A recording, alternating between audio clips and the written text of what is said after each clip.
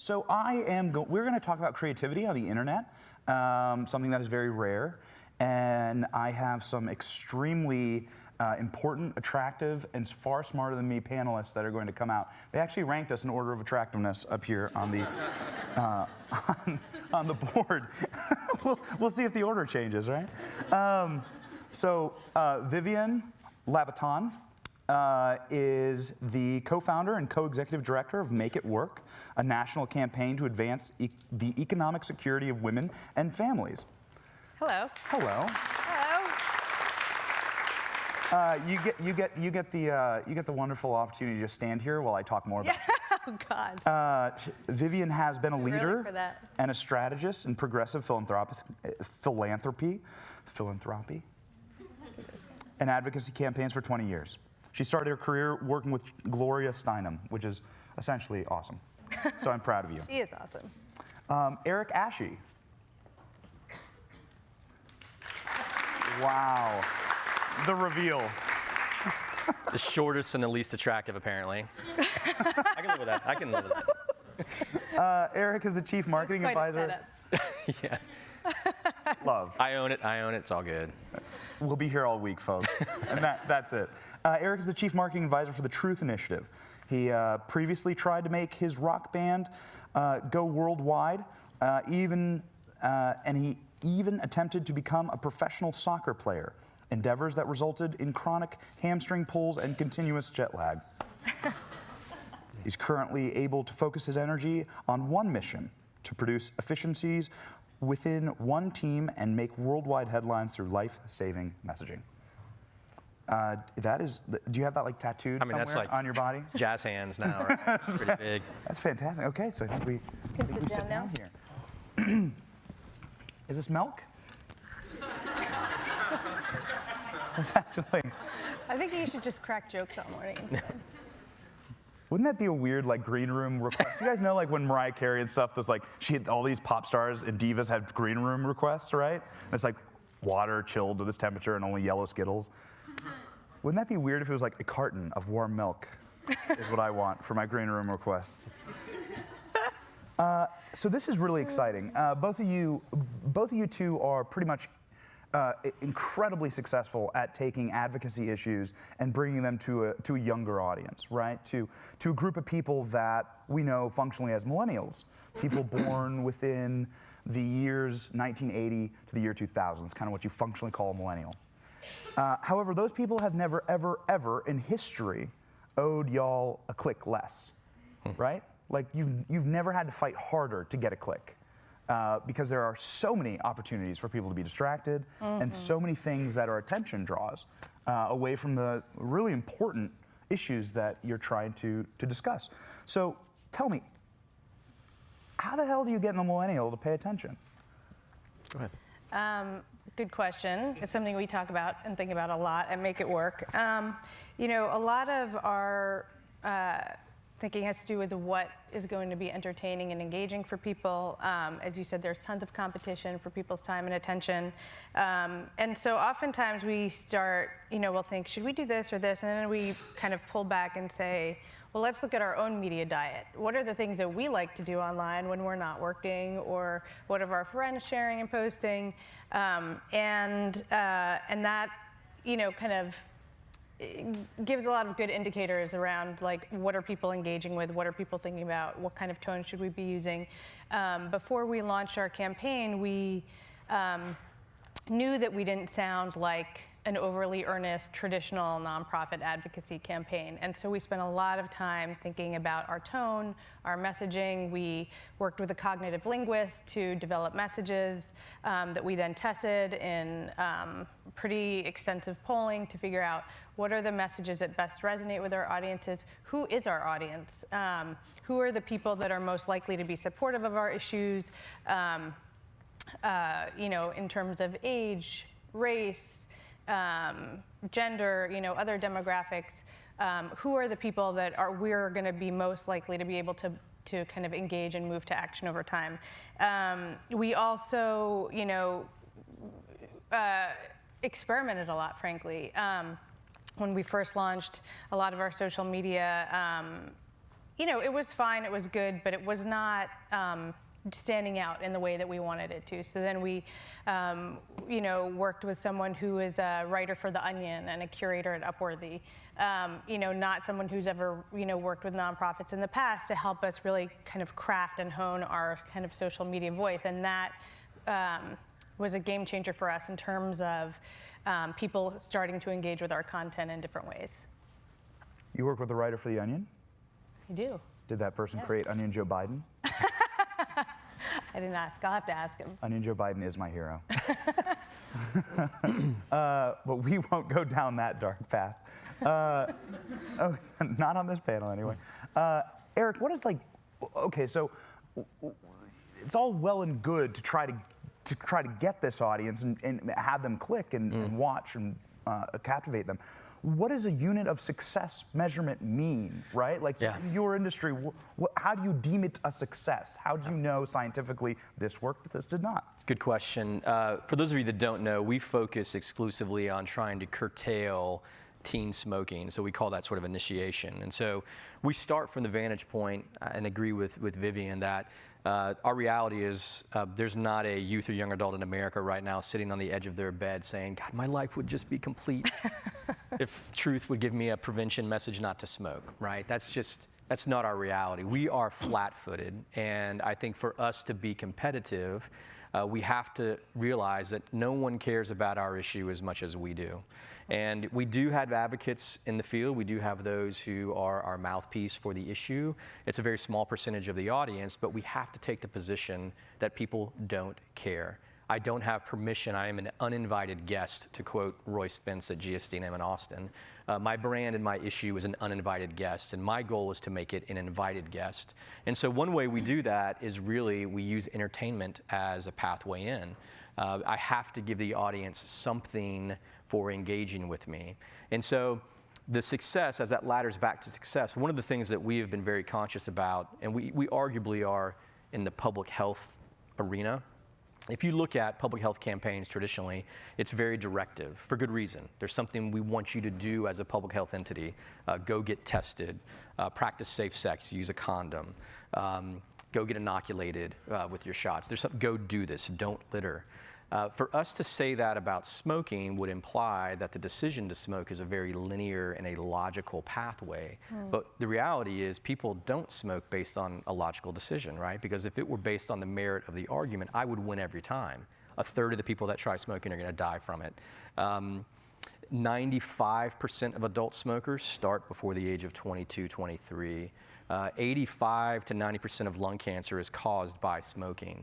The stats are overwhelmingly in my favor. The industry targets African Americans disproportionately. They target the LGBTQ or LGBTI.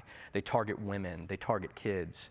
If it's just based on the merit of my argument, I win. But that's not why a 17-year-old kid in Branson, Missouri decides to pick up a cigarette when he's at a party trying to fit in.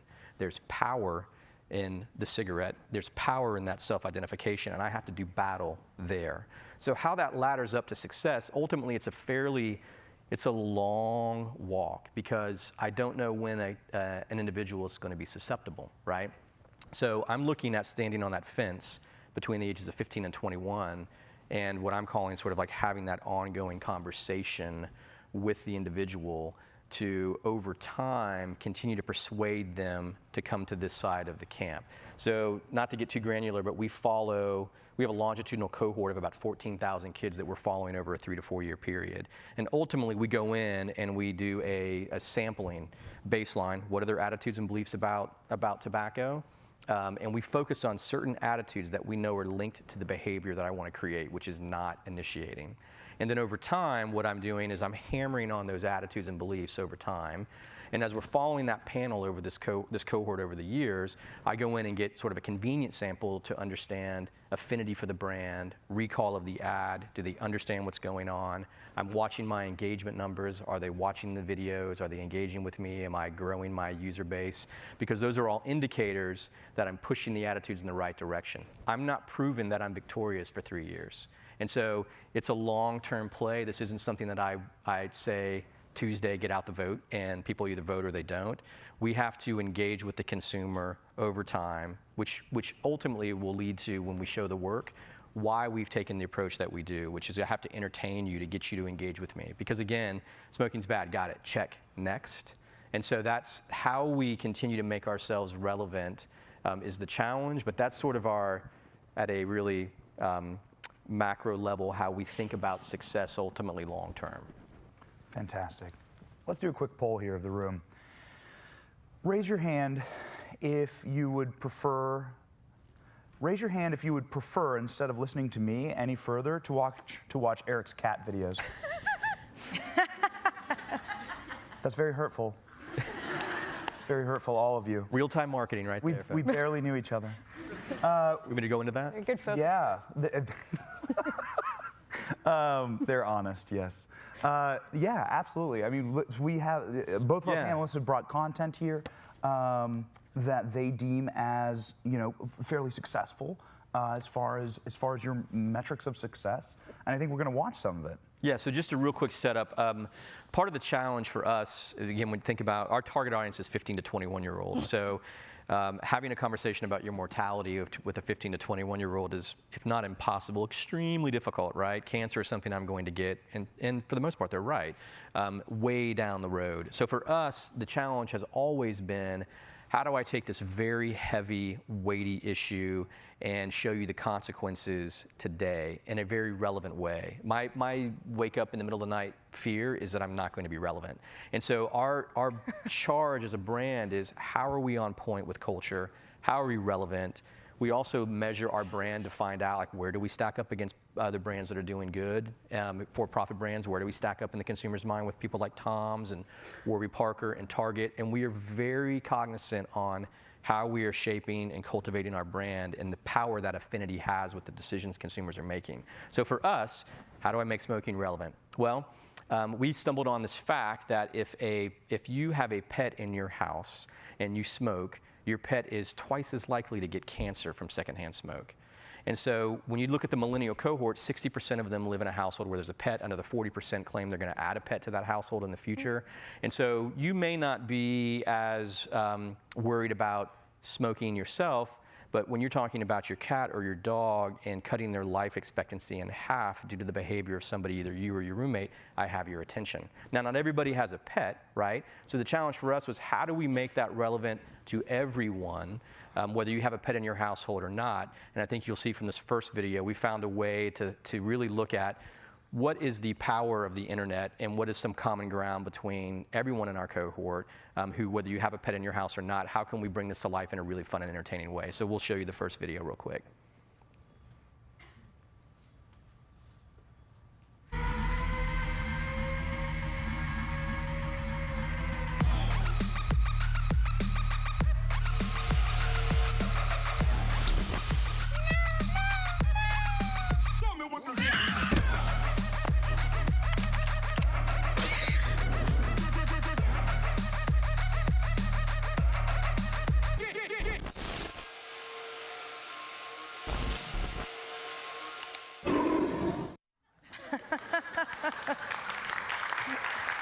That's a good one. So, for the love of all things holy, please don't take away my cat videos, right? And so our point was not don't smoke, it was we run the risk of losing all the cat videos, which we know that and some other questionable content is what really fuels the internet. And so in terms of how we brought this to light, your point being success, again, I mentioned earlier, we look at engagement as a metric. We were benchmarking, maybe we'll get 50 million views. We have 120 million views of the video so far. Tons and tons of reshares. We partner with platforms like BuzzFeed, Nat Geo and the Discovery Channel and Snapchat to produce content.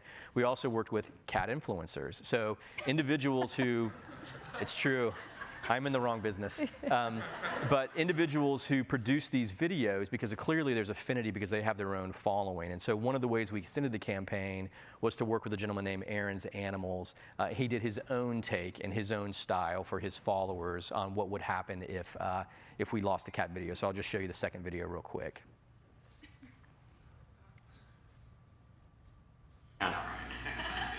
All right, guys, be good.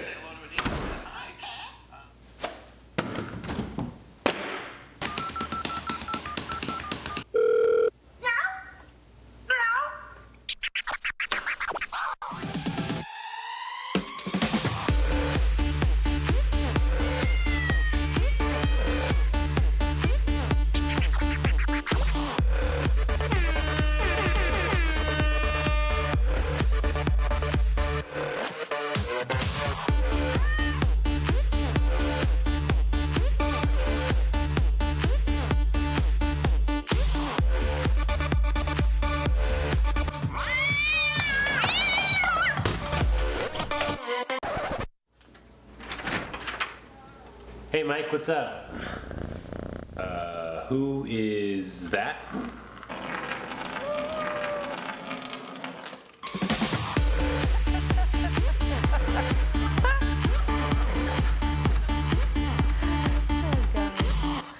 Potty humor works.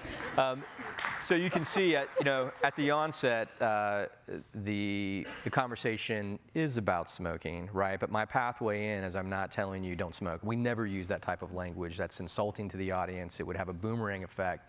And so for us, if you were to look at our body of work, you will see we are again and again really trying to lean into culture, speak in a language that's relevant to the audience, and hijack in some cases cultural momentum. And we use that language a lot. Like, where do we have momentum? How do I hijack that momentum? And again, the engagement numbers, Aaron's Animals, we expected we would have 1 million views on his site in a week. We had 1 million in 24 hours.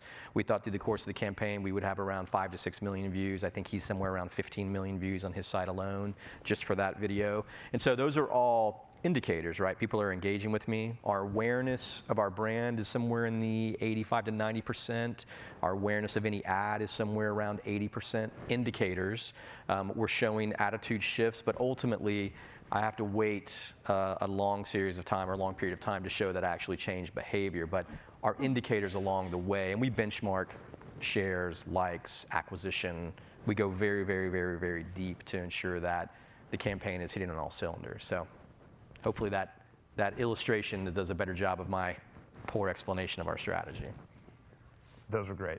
Vivian, I think you brought a couple pieces of content to share. I have the very unenviable position of following a cat video. Thank you for that, Eric. Sorry.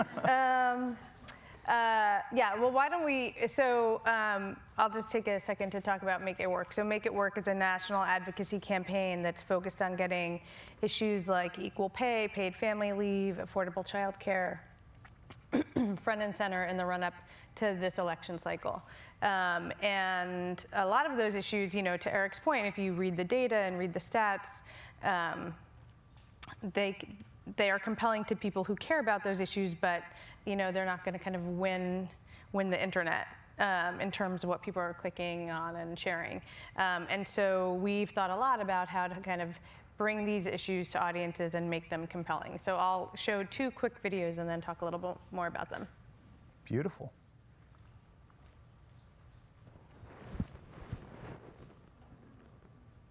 Didn't cut it.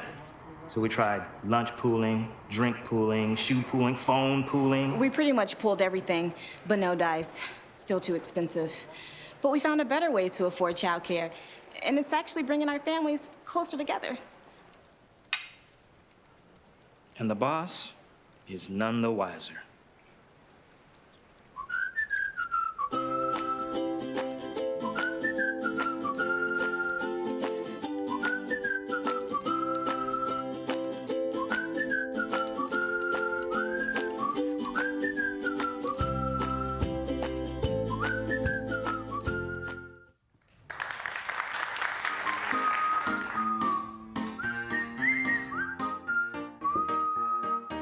Look, I hate to be the bearer of bad news here, but holy moly, are things looking grim.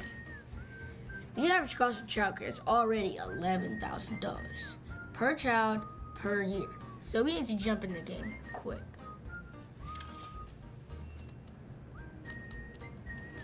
If you start saving now, I think in a good 20 years, you'll be able to afford your kids' childcare comfortably. Well, somewhat comfortably. I'm gonna be honest, you're gonna be barely scraping by. Would you be interested in a credit card today?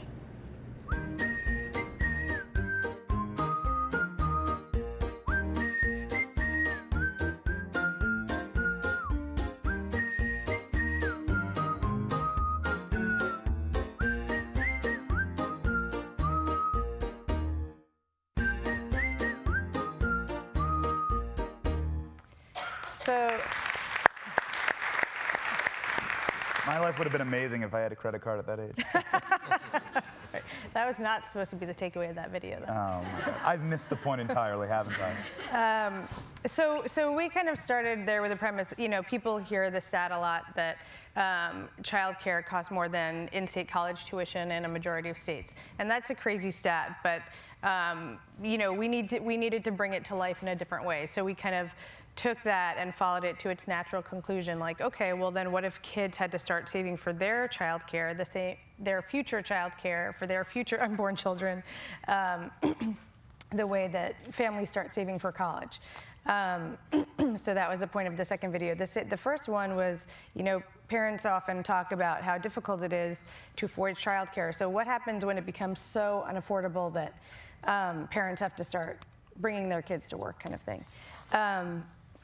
So, when we launched, I remember talking to someone who's a kind of expert at virality, and one of the things they said to me was, when you create content, it needs to be content that leads people to feel outsized emotions, whether it's sadness or happiness or joy or like warm fuzzy feelings. It can't just be like, oh, that's pretty good, that's pretty interesting. It needs to be, larger than life anger or laughter or whatever. And that's been something that's been really important for us to keep in mind as we think about what kind of content we create. I think a few other takeaways for us, and I'm sure you've seen this too, is people's attention spans are incredibly short. So anything longer than 30 seconds, it's hard to get people to watch the whole thing. You need to engage people within the first couple seconds, if not 10 seconds, because otherwise you lose their attention. So thinking about how you can be incredibly economical with your message in a way that won't lose people within 3 seconds. It's hard when you really think about how you pack so much into a short piece of content. We have very little time here, but there's been one question that has hovered at the very top this entire time. But instead of that, we're going to play Angry Birds, and we're going to see who wins. Okay, so there's been one question that has remained tip-top this entire time, and apparently everyone wants you to answer this. How do you measure true brand engagement beyond likes, clicks, and follows? I think that's a really good question. It's something we think a lot about because there's a set of vanity metrics like likes and numbers of followers, but that doesn't actually tell you very much about whether you're shifting attitudes or moving people to action. So we try to look at, how long do people view the content for? A lot of people view for the first 5 seconds. Do they view the entire piece of content? How do they engage with it online in terms of comments, organic shares, and I think there's an important distinction to be made between organic shares and, paid for boosting. But to be honest, I think that there's still a lot of need for kind of much more sophisticated tools that allow us to understand whether a piece of digital content moves people to action offline. And that's still very hard to do. In the traditional kind of field organizing world, there are a lot of tools like voter files and others that allow you to understand what kind of actions people take in their day-to-day lives. And there's not yet good tools that integrate digital actions and, offline actions. Yeah, it's a $1 million question. I think one of the things, the advantage we have with our longitudinal cohort being so large, we have a subset of those individuals that have allowed us to follow their activity online. And so, when you buy media, traditional media, you're buying it based on impressions, and depending upon if it's online, it's exposure, or it's plays, or it's clicks, or some sort of conversion, as many of you know. What we're able to do is look at that subset of our cohort to understand what did they actually do, right? So did they come online and did they like us? Did they watch a video on YouTube? Did they watch Aaron's Animals videos? Did they have exposure to us in some other venue? Because we're watching their activity. And then we're able to sort of look at an econometrics model to find out where we're getting the greatest return. Our segmentation goes pretty deep. We dial way into who these individuals are, where they stand on the issue, and where we think we can move them in terms of their actions and how they behave. But ultimately for us, again, I think it's a great question. The engagement in terms of the views and the likes and the share is a proxy because we think something good is happening. But when we dive deep into that longitudinal cohort, I can understand, what did you do? and where am I getting the greatest return? So is this investment in BuzzFeed is at the tipping point to get people to really engage and change their behavior because I'm able to watch them over time. So we have an advantage in that regard because we can drill a little bit deeper into what people are actually doing and how we tie that back to shifts of their attitude over time, which hopefully will lead to behavioral change. And then it really empowers us to make decisions on which segment do we really want to focus on, and where are we getting the biggest bang for our buck in terms of the intervention. I think of the media as the intervention, if that's helpful. Fantastic. Oh man, there's some awesome questions on here. These are their Twitter handles. Please tweet at them. There's some just fantastic questions specifically for both of you. So please reach out to Vivian and Eric, and thank you so much for being here and sharing. Thank you. It's a lot of fun.